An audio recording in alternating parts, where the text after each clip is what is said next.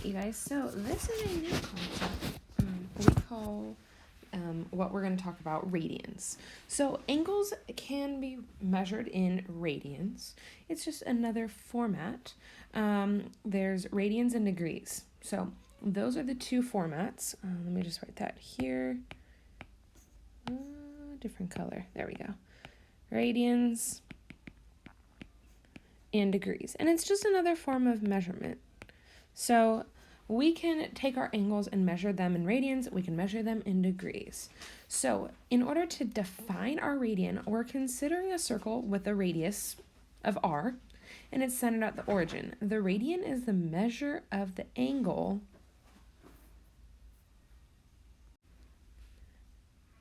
in standard position. That means it's starting in the east, as I went over, and at the terminal side intercepts an arc length of r. So the radians are talking about arc length. So it's the length of that arc on the outside. So the circumference of a circle is 2 pi r. There are 2 radians in a full circle. So this is 180 degrees, but it's also pi radians. And typically we just leave out the radians and we just say pi. So there's going to be a nice formula on the other page because you're going to have to be able to go from radians to degrees and degrees to radians, and it has to do with this 180 degree and pi connection.